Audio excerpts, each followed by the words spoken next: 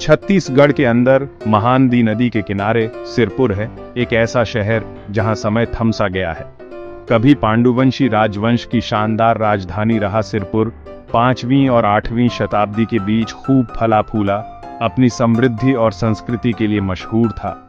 आज इसके खंडहर, मंदिर, मठ और खामोश गलियां इसके सुनहरे दौर के बचे हुए निशान हैं। 2000 के दशक की शुरुआत में डॉ. अरुण कुमार शर्मा के नेतृत्व में हुई पुरातात्विक खुदाई से फिर से खोजा गया सिरपुर एक विकसित शहरी केंद्र के रूप में सामने आया, जिसमें योजनाबद्ध सड़कें, बाजार और शानदार इमारतें थीं। शहर का पतन एक रहस्य बना हुआ है, शायद बाढ़, भूकंप या बस प्रकृति का धीरे धीरे इसे अपने अंदर समेट लेना। सदियों तक सिरपुर छिपा रहा, उसकी कहानियां धरती के नीचे दबी रहीं, खुलने का इंतजार करती रहीं। अब हर पत्थर और मूर्ति एक ऐसी सभ्यता की कानाफूसी करती है जो कभी खूब फली फूली थी, हमें याद दिलाती है कि कैसे बड़े बड़े शहर भी खामोशी में खो सकते हैं। सिरपुर गौरव की क्षणभंगुरता का एक सबूत है, जो हमें अतीत से इसकी गूंज सुनने के लिए बुलाता है।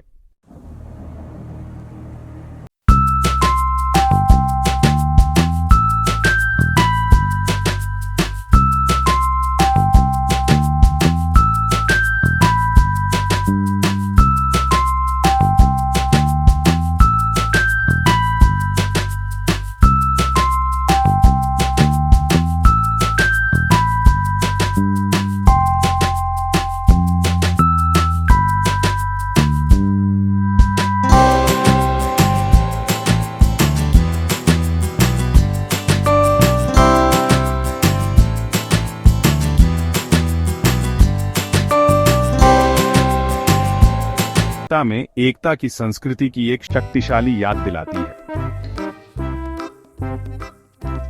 लक्ष्मण मंदिर 7वीं शताब्दी का एक ईंटों का कमाल सिरपुर का मुकुटमणि है, जो जटिल नक्काशी और पौराणिक दृश्यों से सजा है।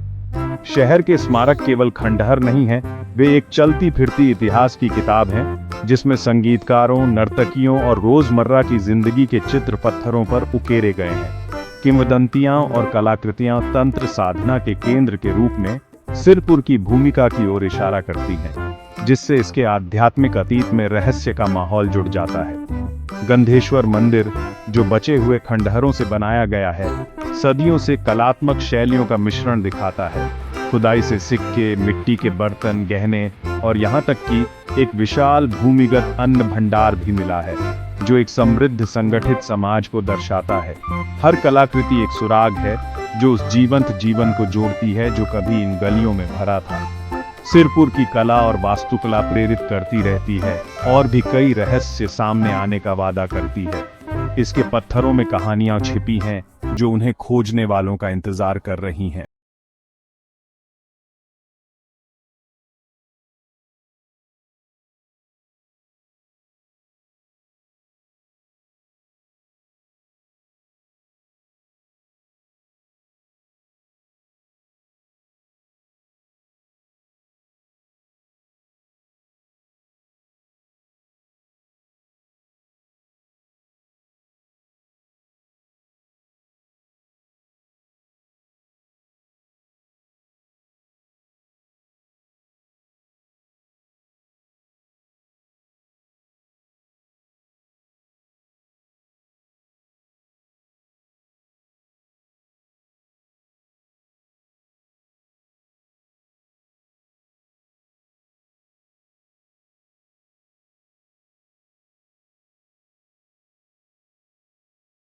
और इसके कालातीत रहस्यों को खुद खोजेंगे।